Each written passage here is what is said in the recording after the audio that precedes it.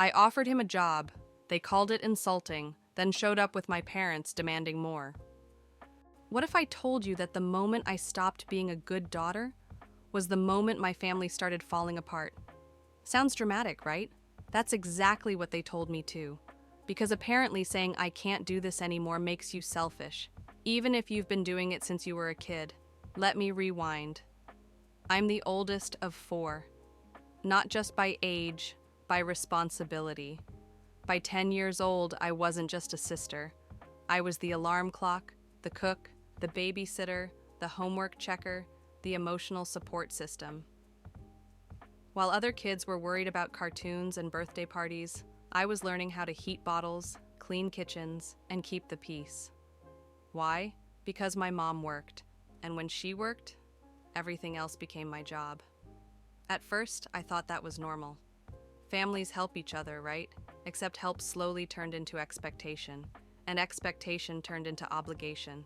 Fast forward to my 20s, I'm working full-time, commuting hours every day, paying money into the house, cooking, cleaning, managing, and somehow still being told I'm not doing enough.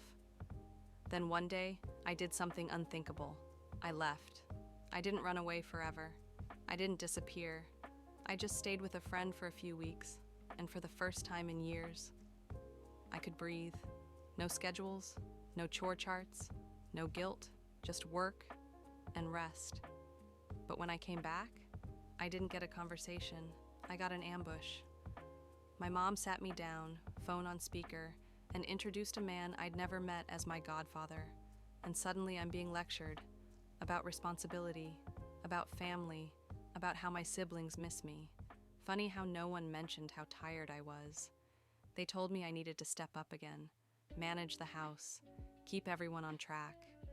I said no, and you'd think I admitted to a crime. I reminded them, my siblings aren't babies. One is an adult. The others are old enough to learn. That's when the accusations started. Selfish, ungrateful, abandoning the family. Let me ask you something. When does helping become exploitation? And who decides that your entire life belongs to someone else? Things got worse when I stopped compensating for everyone. The house got messier. Dinner stopped magically appearing. Problems that were never mine suddenly had nowhere to land. And instead of fixing them, my mom blamed me. Bills piled up, stress exploded, and eventually she told me the truth. She might lose the house. And somehow, that was my fault too. She wanted more money, more control. Even tried to put my name on the house, as if ownership would trap me into staying forever. That's when it clicked. This wasn't about family. It was about keeping a free caretaker. So I made the hardest decision of my life. I moved out. No big speech, no dramatic goodbye, just 2 suitcases and my freedom.